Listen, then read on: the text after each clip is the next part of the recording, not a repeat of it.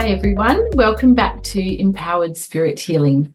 Today we're up to episode 6 of Reading Through the Golden Future by Diana Cooper. We are up to chapter 19, which is called Healing the Planet. So let's get straight into it. Sadly, we have massively polluted the magnificent planet that is in our care. Both since the Industrial Revolution and before, during the third experiment of Atlantis. However, with the rising consciousness and growing awareness of the damage that we have done, we are trying to rectify this. Nuclear pollution. The third experiment of Atlantis, long before the Golden Era arose, ended with a series of nuclear bombs being set off underground in its desperate effort to kill aggressive giant animals that had started to overrun the planet. The decision was reluctantly taken by a 5-nation conference in 52,000 BC, as they could not find a peaceful solution. It did kill the animals, but eventually humans too perished and returned to their home planets. The nuclear residue from those bombs is still affecting Earth, and the illumined Master Peter the Great has been working for eons to clear the pollution. Now, some scientists and elemental beings are cooperating with him. Also, spiritually awake humans are using the energy of prayer and visualization to accelerate the process. And this is more effective than anyone truly realizes. And I agree. I think sometimes we really underestimate how powerful our minds really, really are. If any of you have heard of Bruce Lipton and his work, The Biology of Belief, that is such an amazing book. And we literally can turn different diseases, different ill cells in our bodies. We can literally turn them on and off with our thoughts. That's how powerful we are. And when a group of people get together, I mean, there's been so many experiments done on this, at how powerful humans are, and especially when they work together in a group, meditating and visualizing the same outcome. And like the changes that can happen is incredible. And that's one of the main reasons why I chose to read this book first. And that's why I wanted to read this book on my channel, because my hope is that the more people that become aware of this beautiful work by Diana Cooper, the more that we can see what is possible for the future. Okay, sure, maybe not everything will happen exactly how she's saying it's happening, but if we actually just kind of plant the seed now, and we can all help to create this as a possibility. And the more people that do the visualizations that are included at the end of each chapter, every single person, you might only think, I'm only one person, how can I make a difference? You can make a difference by doing a visualization for a few minutes every day. I do it most of the time when I go to sleep. I like to imagine that I'm just hugging Mother Earth and just filling her with love and light. And that is something really big and really powerful that you can do on a daily basis. And, you know, often we just think that we can't make a big difference, but we can. So do keep that in mind. Climate change. Climate change cannot be fully attributed to human activity, though. The climate on Earth has changed regularly over millions of years, during which we have had ice ages and arid times, as well as pole shifts. The majority of the current changes are being caused by cosmic forces, as it is time for our world to change. So don't listen to those elites that are telling you that climate change is the cause of pollution. If anything, they're the hypocrites that are using more pollution than us, because they're the ones that want to have all these factories and they're the ones that fly private jets everywhere. So I think we can all stop feeling so guilty for that. I mean, of course, we should do our part and help take care of Mother Earth and love her and appreciate her. But Yeah, it's good to hear that. So remember that in earlier ages, temperate forests used to grow in the area now covered by the frozen Antarctic. Everything changes. And yeah, apparently there's been lots of things sighted in Antarctica, including pyramids and all kinds of plant life and buildings and things. It's fascinating. Land has been under the Arctic ice for eons, has been intentionally purified and prepared by the Intergalactic Council so the future civilizations can live there. The ice melting is resulting in rising sea levels, and eventually many low-lying industrial cities that are not part of the new paradigm will be submerged. Some people in coastal areas will take action. For example, they will create floating towns that will become fifth-dimensional places to live, even golden cities. How cool is that? All over the world, there will be a move towards living in mountainous areas, for those have also been purified with snow and waterfalls. New islands will rise up from the oceans. The land will have been cleansed by the waters and will be inhabited as soon as it is desalinated. Change is happening very quickly as the new golden age approaches. However, there will not be a pole shift for at least 100 years. Changes in the natural world. Many tree species are currently dying out because they can no longer cope with the changing climate. There are also contributing factors like pollution, stuck energy in ley lines, and a factor that is little understood, lack of appreciation from humanity. I think we're all quite aware of that. We need to love and appreciate Mother Earth. Trees are sentient beings and are energetically responsive to humans. We have a two-way symbiotic relationship. In the golden future, new tree species will appear that will be able to handle the different weather conditions.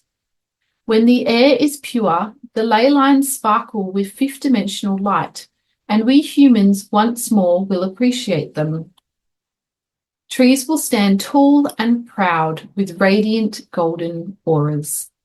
We will also really start to love and respect the animal kingdom, and I think this is really important because, as we know, so many animals have been mistreated and abused for people's entertainment, for consuming. So I think, we're going to have more love and respect for ourselves, for each other, for animals, for plants. It's going to be really what we need.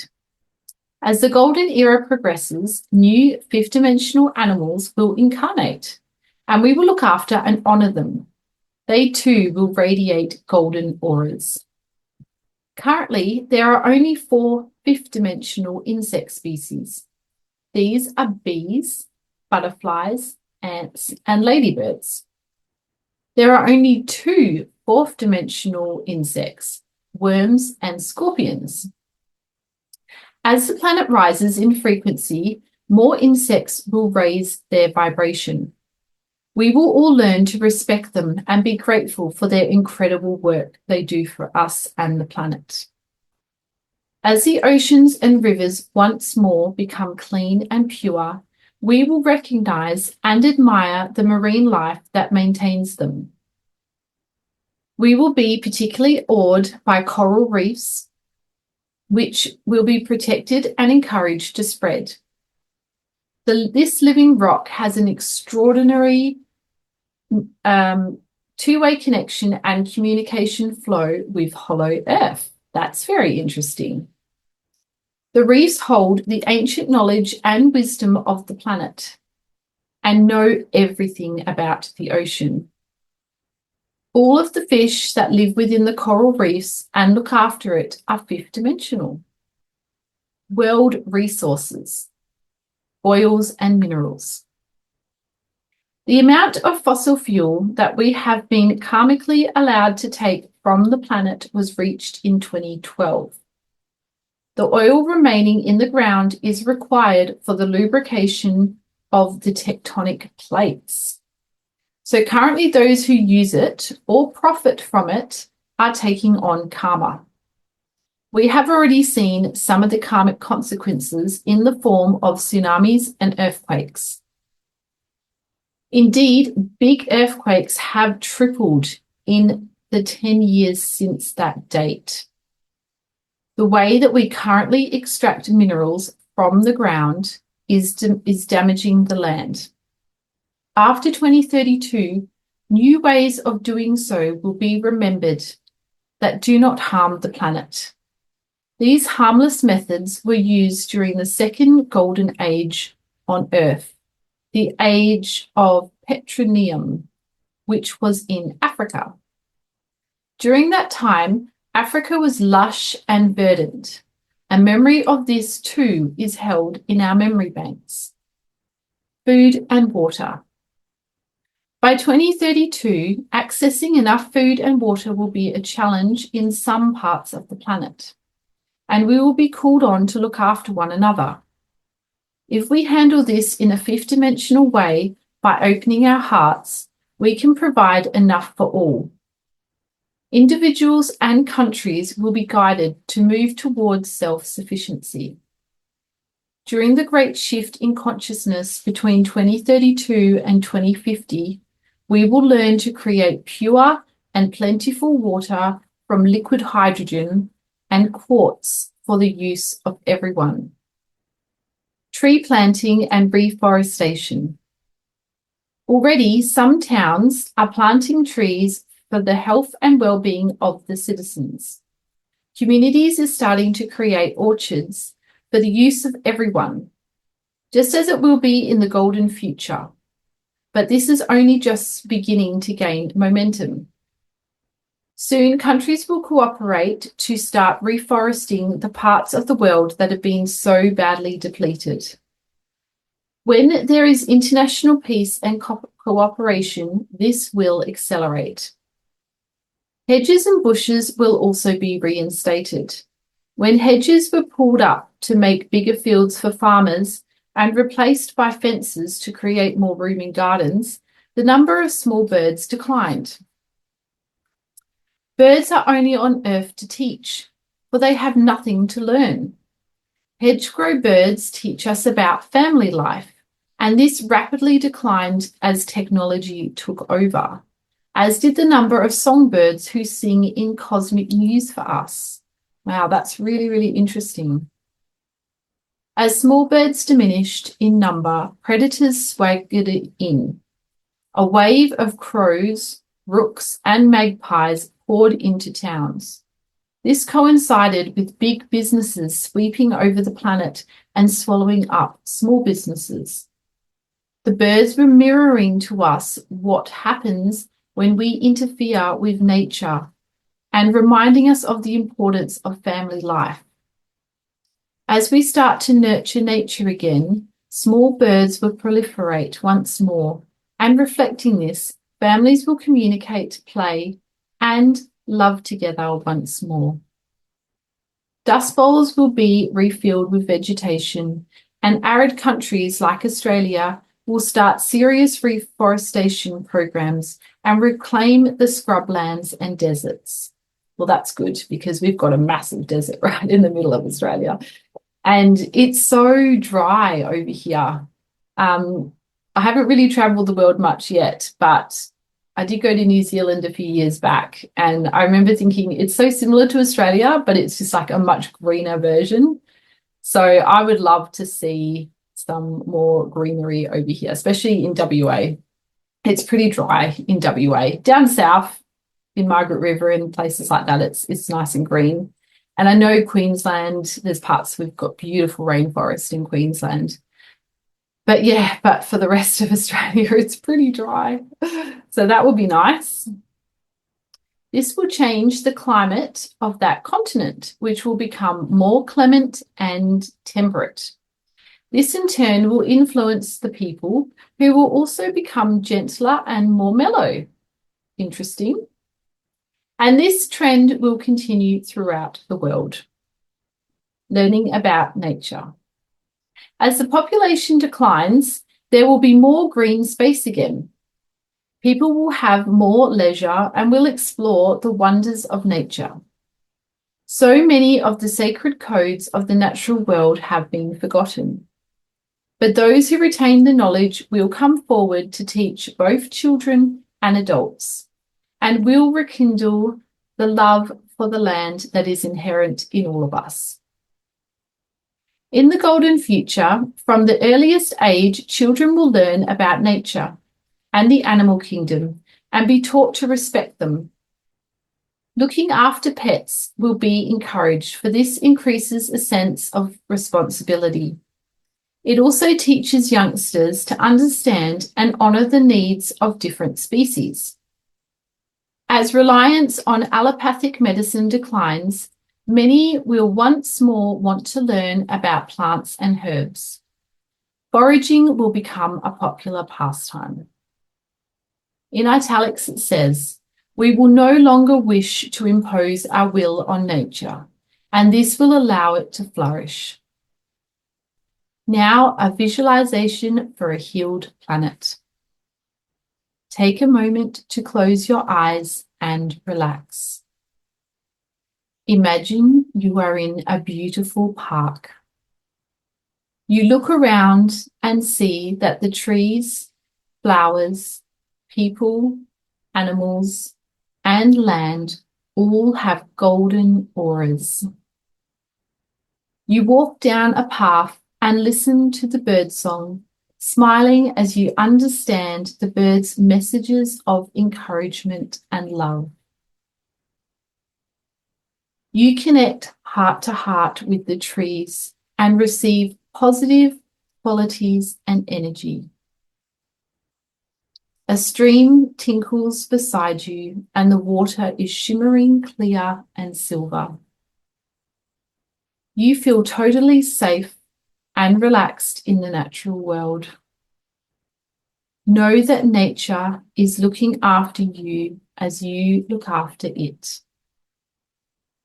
That sounds like a very beautiful way to live and how we were meant to be living with nature. Now we are up to chapter 20. New eco-power sources. By about 2034, when international peace has been established throughout the planet, we will be open and prepared to receive new free forms of eco-power. These will come from sources that we currently have no concept of. Scientists and technologists will be ready, albeit unconsciously, to work with angels and extraterrestrials to bring through new inventions.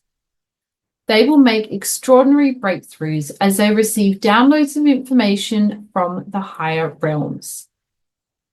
Crystals. In the golden era of Atlantis, the great crystal received inputs of pure source energy that powered all the crystals, providing heat, light, and power for the internet and other needs. For example, if you looked into the engine of a rocket, it would contain only a crystal. Isn't that incredible? In a very limited fashion, we currently use crystals in memory chips in our computers and other technology. In the golden future, we will once more have the right consciousness to wake up different kinds of crystals. We will know how to work with their raw elemental power and their memory storage capacity. Earth magnetism. The core of our planet is made up of liquid iron. As it cools and crystallizes, it stirs the molten metal, creating powerful electric currents. These flow through the outer core, generating a magnetic field that is so powerful, it stretches far out into space. This protects our planet in the same way that our aura protects us. It has incredible power and force. And if we were to utilize this energy without a fifth dimensional consciousness of oneness, we would cause destruction. But as the golden age progresses, we will earn the right to harness this energy for free eco power and will be taught how to do so. Pyramid power. The pyramid is a cosmic shape that holds or creates energy. Scientists already know that the Great Pyramid of Giza can collect and concentrate electromagnetic energy in its chambers and at its base. When we are ready, the secrets of pyramid power will be revealed to us. I think many of us on this channel already suspected that the pyramids were not just burial chambers for the pharaohs. So it's interesting to hear about this. Pyramids will not only provide free energy, but will be regeneration and rejuvenation chambers. That's pretty cool. As already mentioned, the 6 cosmic pyramids are computers containing all the information and knowledge of Earth and this universe. They were programmed to start waking up in 2012 to activate the Kundalini of our planet. As we rise in frequency, we will be able to understand and operate their incredible programs. The oceans. In the golden future, we will look back in bemusement at the limited technology that enabled us to use hydroelectricity as a renewable power source. It will seem trivial when we eventually harness the awesome power of the oceans. Lightning. Thunder and lightning are forces of nature that transmute lower energies. Thunder breaks up negativity above an area, including any that has been blown into that place. When this is transmuted, it is physically seen as sheet lightning. When it is transmuted into a positive force, it becomes fork lightning. This connects with the ley lines and is spread around the planet. In the golden future, we will learn how to harness and use the free eco power of this lightning. The sun. We currently harness solar power, but when we have the cosmic understanding and permission to reach through the sun to the great central sun, the source of all known light in this universe, we will access free power that we cannot even comprehend at this time. It will revolutionize the way we utilize the resources of the cosmos for travel and a million other things. Wind. We have built wind turbines and think they are a solution for our future energy requirements. And in the future, we will continue to use the force of the element air, but in a totally new way. As our consciousness expands, we will communicate with Dom, the elemental master of air, and cooperate with his elemental kingdom. When this happens, we will truly be able to manage and harness the wind for advanced electricity. Plant energy. Every single thing that we need has been provided for us. Plants can literally be used in a million ways that we have never considered. In the golden future, we will learn how to turn them into any energy form that we need.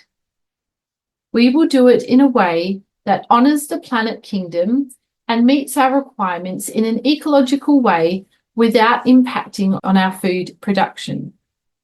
Batteries. Soon after 2032, we will be able to store huge amounts of eco power in small, light, compact batteries. This will obviate the need for cables or pipes and will be one of the many new inventions that will revolutionize our world. Other forms of eco power. The above list is but a sample of the possibilities that we can conceive. As the future is unimaginable to our current consciousness, there will be so much more than we can fathom now. There is so much to look forward to. Now a visualization for a golden future with free eco power. Close your eyes and breathe comfortably. Imagine that all the power you need is freely available and is totally ecological. Your home can be as warm or as cool as you like. There is ample power for lighting, cooking, and powering electric appliances. Eco power charges your car. How does it feel to have all the power you need, and how are you using it?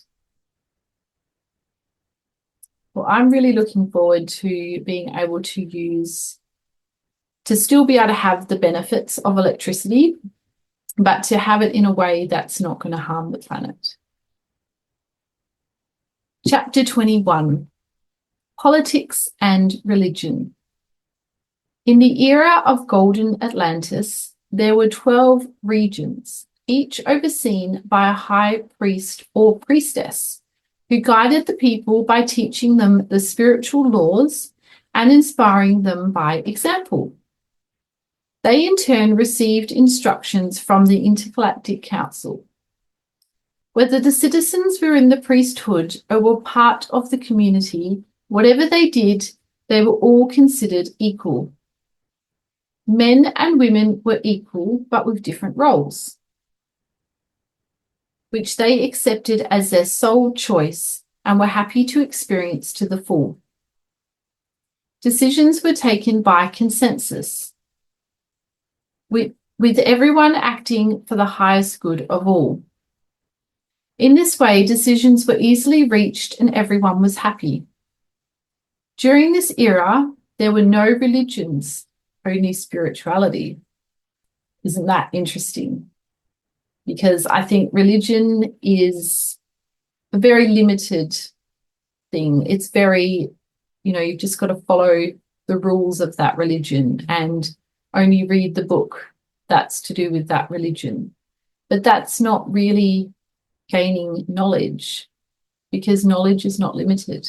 Knowledge is unlimited.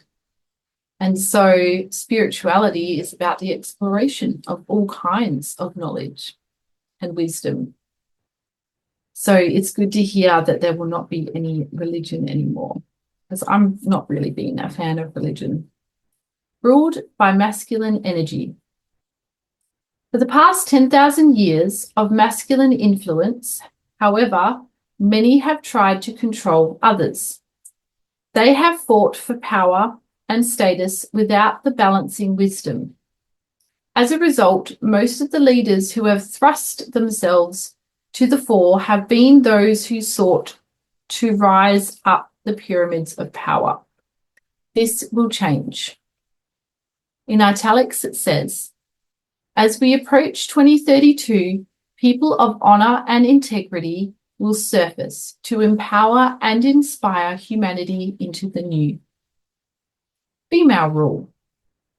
Male energy without balancing feminine wisdom causes constant change, but female energy without the balancing masculine results in inertia.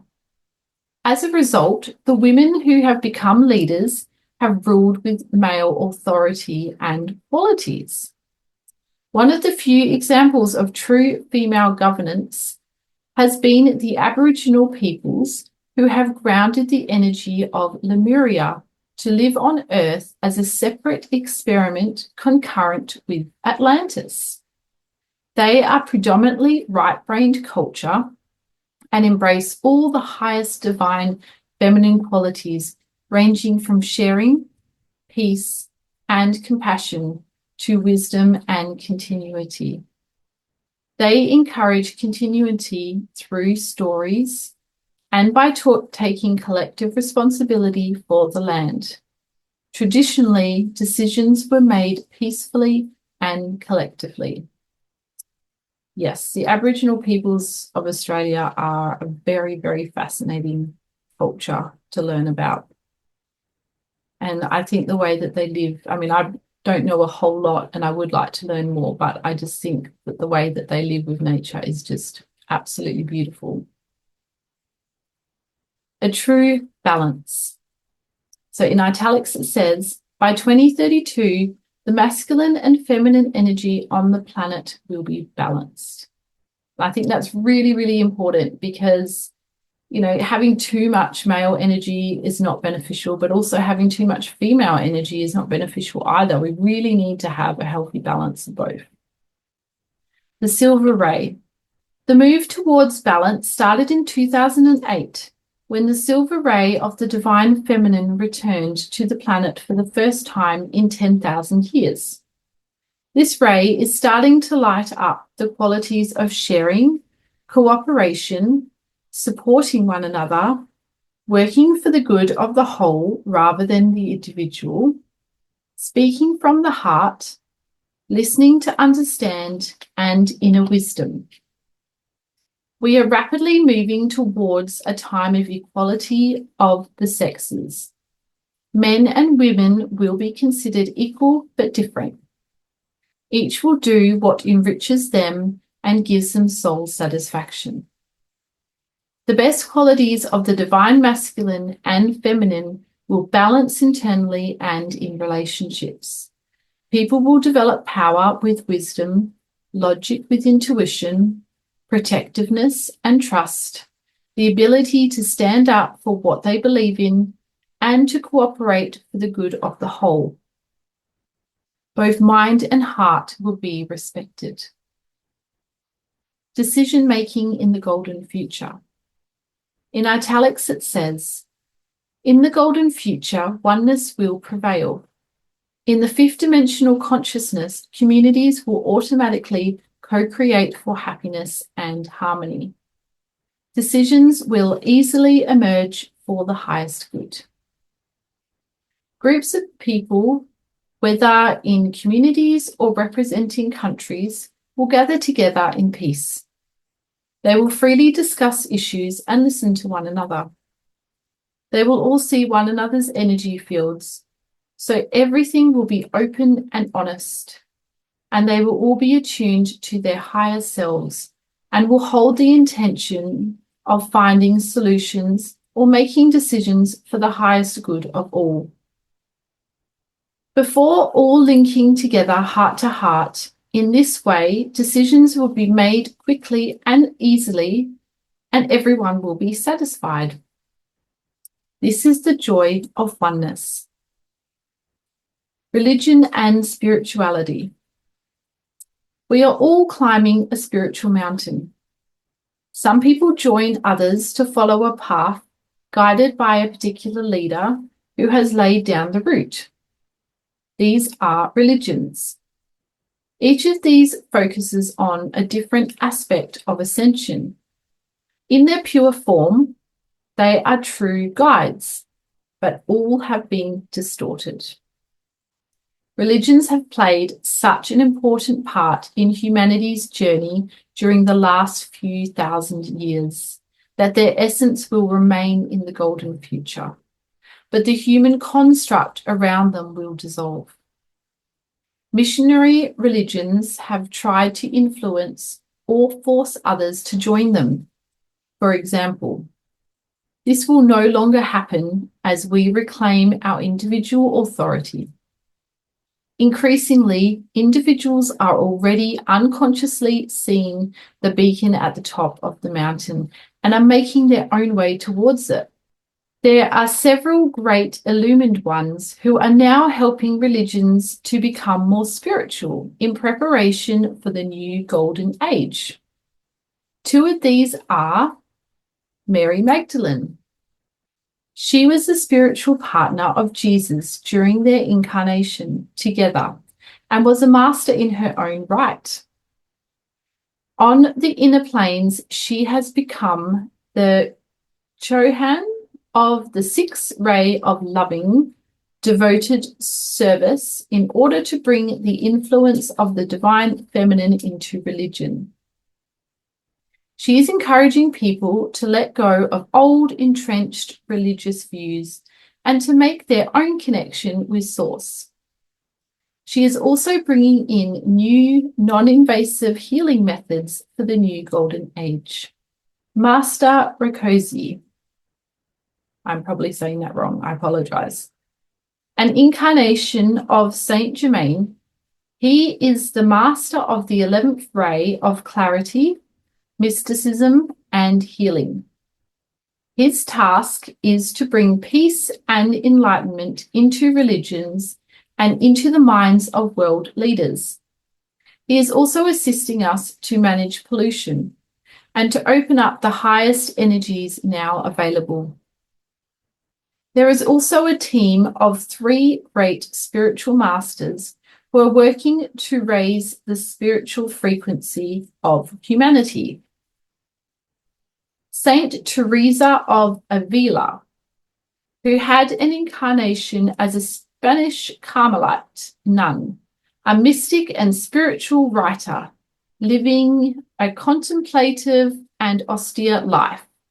She is now an ascended master of the higher hierarchy, bringing oneness to religions. Saint Catherine of Siena, who incarnated as a lay member of the Dominican order, who was also a mystic and author.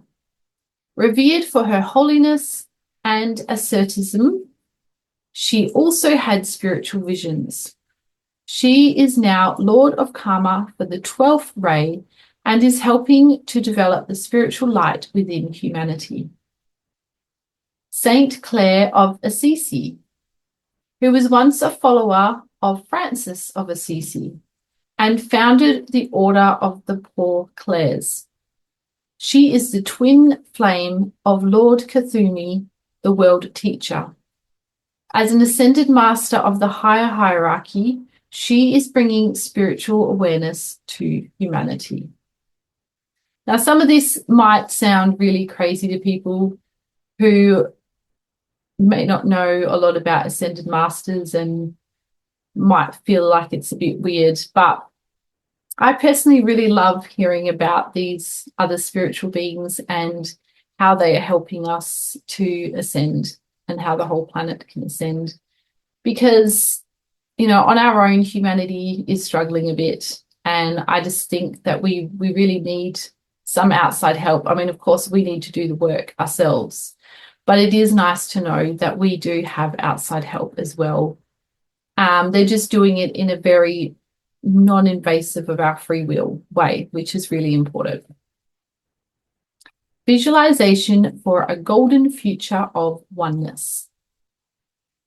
Close your eyes and relax. Picture a spiritual mountain reaching up to the sky. There are many paths leading up to the mountain, and people are walking up these or making their own way up. You see that all the people, whatever their route, have qualities of love, harmlessness, and oneness. They are all sharing and caring and freely helping one another. There is peace and acceptance everywhere. And at the top, they all step into glorious golden light. Chapter 22, Gifts and Talents. This is a fun bit. In the golden era of Atlantis, everyone was telepathic and clairvoyant. In fact, videos could be sent from one person's third eye to another. If, for example, you wanted to know where your son was, you might send a telepathic question to him and receive a picture of him happily sailing with a group of friends. The Atlanteans could also heal and self-heal, and some could communicate with beings from other star systems. Their use of crystal technology was awesome, beyond our imagining. I'm so excited about more crystal technology because I love crystals. I've got a few that I have at home around me, and I just love the idea of a house being lit up by crystals and just, yeah, I just think it's so beautiful. And I just love the healing energy of crystals. I think they're really, really amazing. And I feel like we're probably only just really getting to such a subtle version of crystals at the moment. But I feel like as the earth ascends, it's just the power will become more stronger. We'll be able to feel it more. And they'll probably be more pure too, because I think, a lot of crystals that we get, sometimes we'll be getting them from the shops or different markets and things, even online, we don't always know where they're coming from. It's actually better to go and get them, out in nature where they're actually from, but that's not always a possibility. So sometimes when they've been kind of processed a bit, they don't always, you're not actually using their full potential. And then they can also be carrying other energies and stuff with them. So it's good to clear them. But yeah, crystals are beautiful. They use 90% of their expanded brain capacity. We use 10% of our smaller brains. So, wow, that's going to be so cool when we're using 90% of our brain. And anybody who thinks it's all just, what do they say, junk DNA, I just think that's insane. There's definitely so much potential. So in italics, it says, in the next golden age, we will retrieve all the gifts, talents, and powers we had in golden Atlantis and move way beyond them into much higher frequencies. 2032 and soon after. By 2032, almost everyone will be fifth dimensional and will have anchored their 12 chakras. Some will be at the upper levels of the fourth dimension, but will have their heart centers open. So the general high frequencies around them will help them ascend into the fifth dimension very quickly. Most significantly, our attitudes will be very different, but all our hearts will be open and we will be connecting to the spiritual realms. Our gifts and powers are contained within the 12 strands of DNA that will start to connect and be activated when our 12 chakras are fully operational. This will enable us to open psychically and spiritually to some genetically encoded gifts while rapidly developing others. Telepathy. Soon after 2032, most people will be telepathic, connecting mind to mind and receiving messages from each other. This is already happening, though it is often unconscious. People say, I was just thinking about you, and then you phoned. Or you just said what I was thinking. Actually, they are telepathically tuning into the other person. There is already a huge interest in interspecies communication, and soon we will all be able to start to communicate mind to mind with animals. And I cannot wait for this. I just look at my dog and my cat all the time, and I'm just like, what are you thinking? I just want to know. So I cannot wait to be able to hear them clearly. When people talk to their pets and say, my dog knows exactly what I want, they already have a telepathic bond with their canine. Communicating telepathically with the animal kingdom will enrich our lives. I agree. Telepathic communication with extraterrestrials and the angelic realms is also getting stronger. I've definitely felt that. So many people contact me and tell me how they have received a strong impression that they must do something. They may say, it came into my mind that I must write a book, and lots of ideas for it then flow in. Or the thought came to me that I must visit a certain person.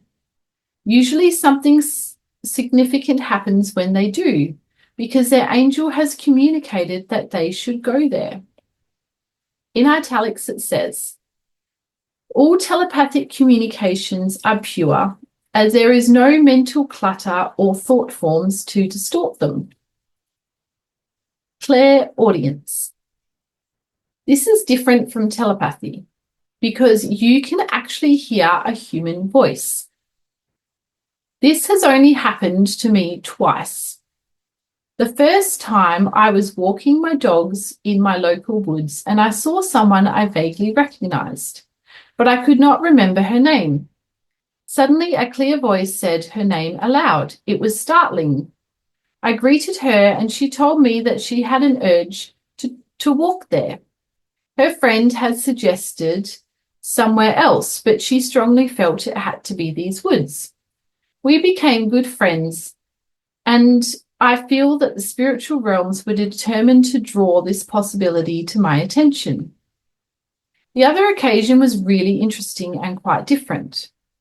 I had picked up my phone to make a call one day when I suddenly fell asleep. I had actually moved into another dimension, though I was still in my sitting room. In that dimension, my father, who had died over 20 years earlier, said as clearly as if he was in the room, "Diana, how are you?" Interestingly, given our past history, his voice was full of love. I replied, "Fine, thanks," then realized my father was on the other side. I quickly asked how he was and sensed a reply that he was all right, but the line was crackling and he was drawing away. Then I returned to this dimension and there was no one in the room. I thought, "I miss you, Dad." This surprised me as I thought I had forgiven the past, but now I realized I had been angry with him for years. Suddenly, I started to remember good things about him, and my attitude to him shifted. The words, "I love you, Dad," came into my mind. It felt like a life-changing experience. Clairaudience can be really important. I have talked to people who aren't usually clairaudient, but they have heard a voice warning them to avoid danger. Clairsentience. This is where you tune into the feelings, pains, or emotions of another person. Many do this unconsciously and take on that energy without knowing it. At the fifth dimensional level, you simply tune in and empathize without taking the other person's energy into your own emotional or physical body. I tend to do this quite a lot, and I can really feel people's emotions or energy sometimes, and I often mistake it as my own. And it has taken me years to realize that sometimes it is me, but sometimes it's not. Yeah, really getting to know yourself and doing inner work can really help, because sometimes you can be around people and then you can feel really angry, or you could feel really stressed out, or you could feel really sad about something, and you're like, that's weird. Like, you just, especially, you can be really, really strong and you're like, I swear I didn't feel this way before. And for years and years, I've just always just didn't even realize. I just thought it was my own. So it's really, really interesting if you're a very empathetic, like if you're a very empath kind of person. Yeah, it's really, really interesting to be aware of your feelings and try and notice if you've just been around somebody and then you're feeling an emotion really strongly. Try and discern whether it's yours or theirs so that you can clear it out if it isn't yours. Clairvoyance. In its purest form, this is seeing pictures about something that is out of conscious awareness or happening in the future. This ability will become more and more common as we start to accept our innate gifts. And soon after 2032, almost everyone will be able to see auras. This means that everything will be transparent and honest, for nothing can be hidden when your energy fields are visible. I think this is going to be incredibly life-changing, because, you know, we can't be deceived by people anymore if we can see each other's auras, and we kind of, I don't think, it's not like reading people's minds. You don't want to be able to read other people's minds, but I think being able to see auras clearly and just being able to know when people are being genuine and honest, I think there's just not going to be so much deceiving and lying about things. There's not going to be politicians and different people trying to take advantage of other people, because it's just not going to be possible when everybody can see each other's aura. So that's going to be very, very interesting. As we start to see through the dimensions, we will become aware of the angelic realms too.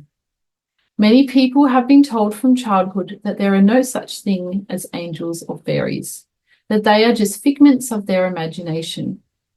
In certain countries, this has been told to whole populations.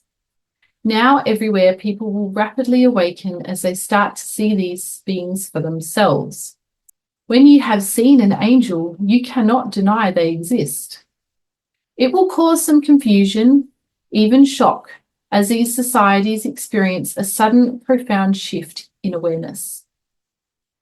As we start to see our guides and spiritual helpers, as well as ascended masters and beings from other star systems, it will be a huge revelation that massively raises the understanding and frequency of Earth. Faith and trust will grow as we all start to see our own guardian angel and recognize just how much help is available to us. And many people will be aware of the archangel guiding and assisting us. We will see dragons of air, earth, fire, and water, plus dragons from other realms, all looking out for us. Many of us will see unicorns, great pure beings of light who often appear as white horses with a horn of light, and realize just how much they do to hold our frequencies high. Well, I think there's going to be a lot of very happy little girls out there if they get to see unicorns. When we garden or walk out in nature, we will be aware of the nature spirits too, and all the elemental kingdom. Intuition.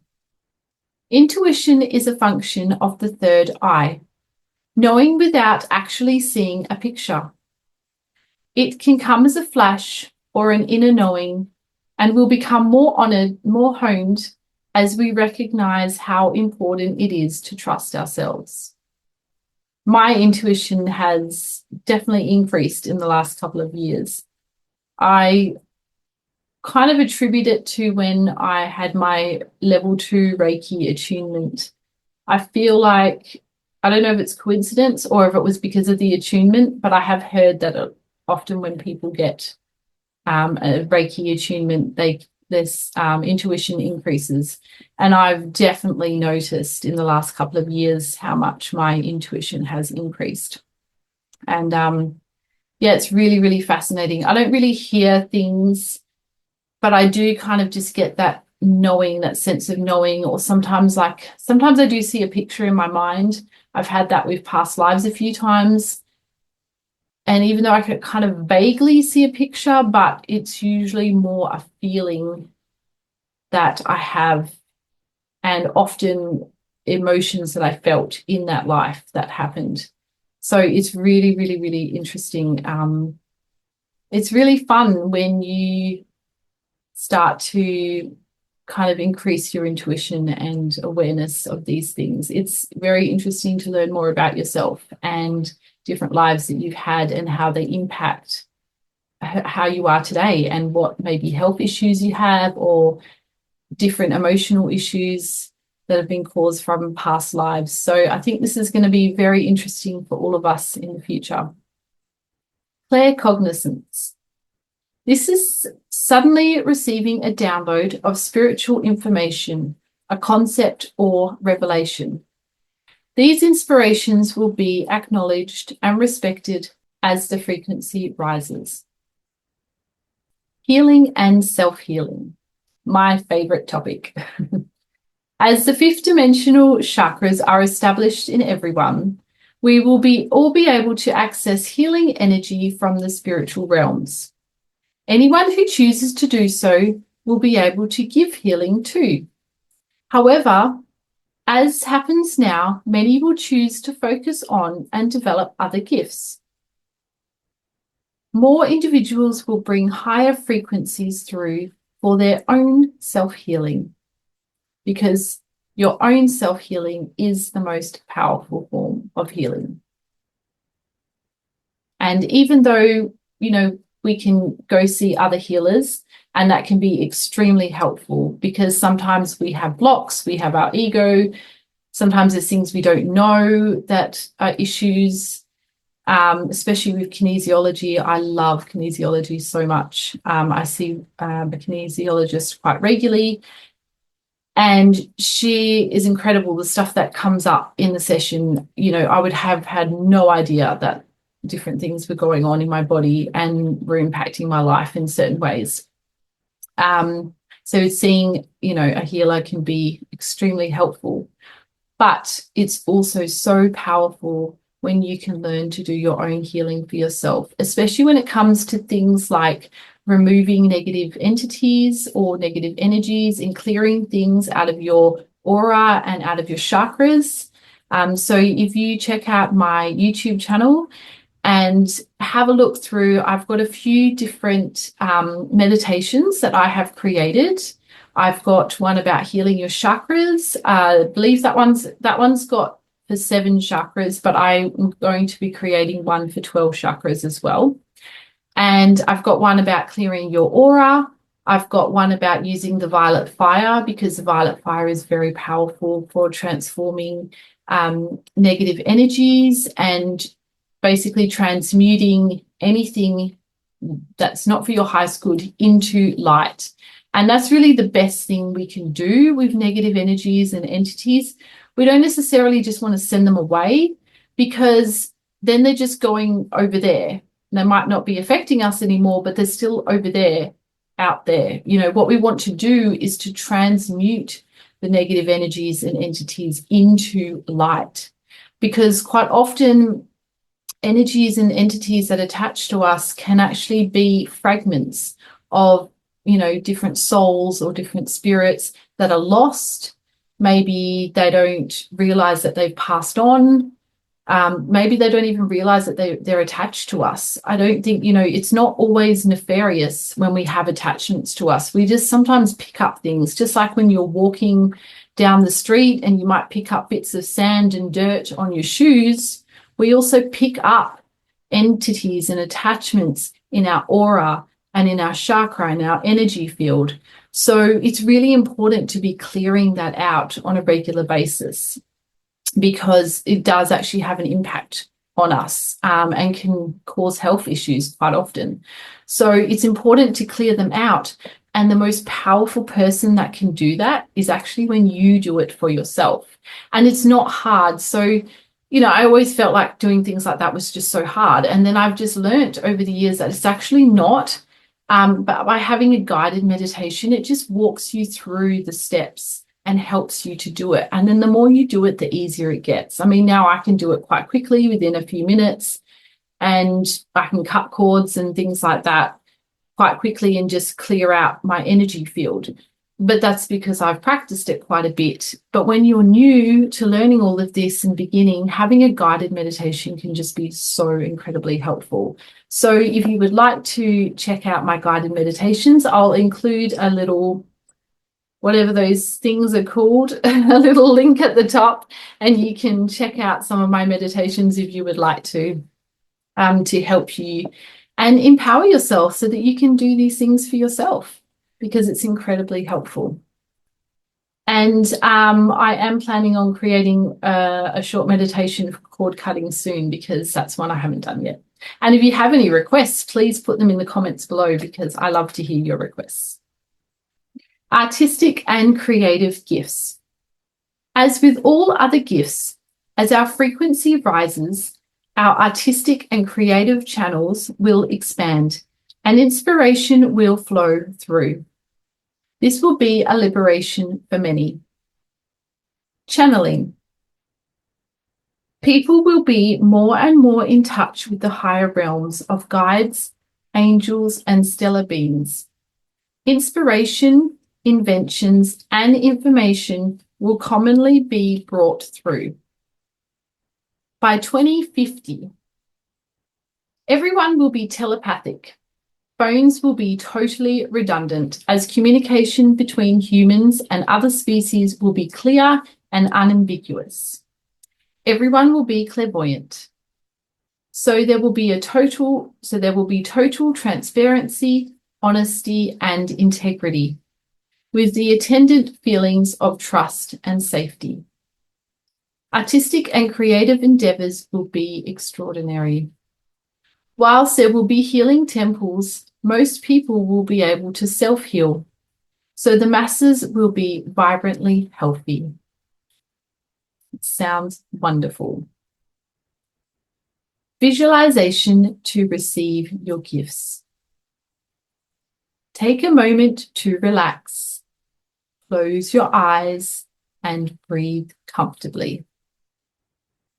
Picture yourself with your family or friends, communicating telepathically, clearly, and honestly. What do you send and receive? How does this feel? You understand how those around you feel, so you have empathy for them. Be aware that you can see into the spiritual realms in a way that is beautiful and comfortable for you. Open up to receive guidance from the angelic realms. Your body is vibrantly healthy. You know that if there is ever an imbalance or you injure yourself, you can self-heal. Open your eyes and bring this into your physical life. Chapter 23, Powers and the Perfected Human. At the height of the golden era of Atlantis, people could levitate, teleport, and manifest objects. These powers will become commonplace once more in the golden future. Powers. Levitation. Levitation is currently considered the ability to float in the air in your physical body. By 2040, more and more people will be able to control their energy fields so that they can rise up and then transport themselves.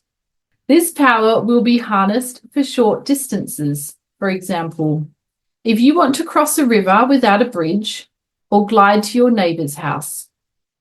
Though the more accessible this becomes, the more people will prefer to exercise their bodies by walking. Though the more accessible this becomes, the more people will prefer to exercise their bodies by walking. Teleportation. In the golden future, people will be able to teleport. In other words, dematerialize their physical body through time and space and rematerialize somewhere else. During this process, the cellular structure of the body breaks down into atomic energy stream. You become pure light and can travel along the ley lines. Then you can rematerialize at your intended destination. This process overcomes gravity. Apparently, some people do this unconsciously. Usually someone tells you that you have appeared and spoken to them, but you have no recollection of it. In the golden future, those who teleport will be consciously aware of what they are doing. Apportation. Apports are things you move from one place to another without physically fetching and carrying them. This will become a commonplace power and very useful. For example, if you are gardening, you can apport a trowel into your hand from a distance without getting up. If you are hungry, you can draw fruit from a branch right into your hands. Manifestation. Many people will be able to manifest objects. In other words, draw things from the unmanifest world into the physical one. In each community, groups of people who specialize in this power will meet to manifest things that are needed for the collective. These can be anything from chairs to vehicles. The people will connect heart to heart with the intention of creating for the highest benefit of everyone. Then use the power of their navel chakra to draw the vision they hold up into their soul star chakra, where it will be radiated out at a very high frequency in order to bring about a physical reality. This technique will become part of the natural abundance we enjoy. Mind control. Everyone, even young children, will be taught mind control and will practice it in order to develop their powers. Advanced control, including over their energy fields, will allow people to manage their body in ways that we cannot yet conceive. At the same time, the ability to work with and manipulate the energies of the universe will confer extraordinary powers. Everyone will have the integrity and high consciousness that allows this to be. El Mora, the perfect human. The Manu, or perfect human, has stepped forward into this role. The great master, El Mora, is the Manu for the sixth root race of humanity. This means that his cells, his chakras, and energy fields hold the keys and codes of the next spurt of human evolution. With 12 strands of DNA connected and active, he carries incredible gifts and powers and connects with cosmic wisdom. He demonstrates all that we can be. El Moira is one of the mighty illumined ones and originates from Mercury, the planet of high communication and truth. He understands the trials of human incarnation and has ascended through many initiations. This is why he has been chosen to be the Manu for the next step in our advancement. He has always been interested in the flow of the cosmos, and as a high priest in Atlantis, he studied the stars and planets. He was an advanced astronomer and astrologer. He had a deep understanding of the way in which we and our planet are influenced by the movements of the universe. He worked with the universal angel Butalil, who is in overall charge of the cosmic currents and ensures that all is in divine order. When Atlantis fell, El Moira took to his tribe and to the area now known as Iraq. Here he founded the Mesopotamian civilization settling around the Euphrates River. He enabled the Mesopotamians to develop their script, which they learned to record on clay tablets. He also studied and discovered the cosmic qualities of water and realized that it could transmute and dissolve karma, as well as carry Christ's light. With this knowledge, he brought forward the concept of baptism. Another very significant lifetime was Melchior, one of the three wise men. The other two were Lord Cthulhu and Joel. All were highly evolved and trained magi with significant powers. As an astrologer, Melchior was able to forecast the birth of Jesus. The three wise men then traveled to his birthplace, arriving before Mary and Joseph, so that they could support Jesus as he incarnated for his mission to bring the Christ light to earth. In another noteworthy lifetime, El Moira was with Abraham, who founded the Jewish religion. This aspect of his soul is a great dragon master who trains others to be dragon masters. As Abraham, he is now Lord of Karma of the 10th ray. He was also Akbar the Great, a wise ruler known for his religious tolerance, who rewarded talent and loyalty regardless of ethnicity. In that lifetime, he helped to unify India. He was King Arthur and King Solomon, both respected for their wisdom. Cooperating with Lord Cthulhu, he impressed Madame Blavatsky to found the Theosophical Society. Currently, he is master of the first ray of divine will and creation, the bright red ray of power and purpose. One of the important lessons that he brings to us through this ray is to follow our divine will rather than desires. He is also a member of the Intergalactic Council, where his role is to strengthen people's will so that humanity can actively co-create the new age. He is very busy assisting us to break down old third-dimensional structures, and at the same time offers us opportunities for ascension by giving us glimpses of higher possibilities for the golden future. He is working with Archangels Michael and Faith to balance the masculine and feminine energy in individuals to prepare us for the new golden future. He is also bringing the divine masculine and feminine energy on Earth into equilibrium. In addition, he is a member of the White Brotherhood. White stands for purity and truth. There are several branches of the White Brotherhood, including the Cathars, Essenes, Rosicrucians, and others. El Moira understands the mystery teachings of the Great White Brotherhood, who holds the secrets of perfect peace and eternal life. He has 2 etheric retreats on the inner planes above Earth, one over Calcutta and the other over Kashmir. You can take an inner journey to connect with him more easily in these places.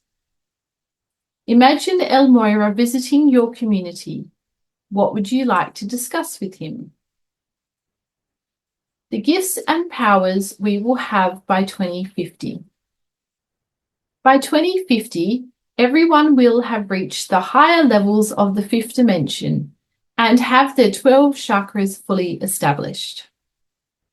Everyone will be able to levitate, float above the ground for short distances, and apport objects to themselves. All will use focused thought to bring objects from the unmanifest world into the physical one. This will only ever be done for the highest good of all. Within communities, groups will gather with pure intention to draw the command needs into physicality. Within communities, groups will gather with pure intention to draw the communal needs into physicality. We will, for example, manifest building materials using sound and mind control. Together, we will be able to create wonderful and beneficial things for all. We will also use sound and crystal technology to control the weather for the benefit of everyone. We will fully understand the power of crystals and will program them once more to help humanity. By 2050, every single thing will be biodegradable, and we will have the ability to dematerialize rubbish and waste. Because we will wrap all items in ecological, reusable materials that we have not yet invented, there will be very little waste in any case. We will have new ways of producing fresh foods throughout the year and currently unimagined cooling methods, so there'll be no need for cumbersome refrigerators, or freezers. We will use our power to purify the earth and the oceans. Water for drinking and in rivers and oceans will be purified with advanced frequency waves sent through crystals, and we will be able to create pure water from its elements. Our current internet will be a joke. The free advanced quantum internet will be for the benefit of everyone. It will allow enormous amounts of information to be transmitted instantly and reliably on high frequency wavelengths that we have not yet accessed. And these will have bonuses for humanity. Only spiritual, joyous, truthful, and inspirational material will be transmitted. But this will reflect the consciousness of the people. By 2050, most people will have new, lighter bodies, and all children will have the larger brain capacity of the perfected human, with their 12 strands of DNA connected. By that time, huge changes will have taken place on Earth, beyond our current imagination. Every single thing will be on a much higher frequency. In italics, it says, by 2050, the world will be unrecognizable. Visualization to experience your gifts in the golden future. Sit quietly and close your eyes. Imagine you are already living in the golden future. Your 12 chakras are radiating beautifully, and your 12 strands of DNA are connected. Sense yourself being able to levitate. Does this feel familiar? Now sense yourself teleporting from one location to another. How does this feel? How do you use it? Imagine a group around you. Together you are manifesting something for your golden community. See this happening. Know that if a gift or power feels familiar, it is already encoded within you. Open your eyes and smile. You are living in a world where you can use the power of your mind to change matter or draw material things to you. What do you do with this ability? Well, I'm going to leave it there for today. We are now up to part 3, which is preparing for the 5th dimension.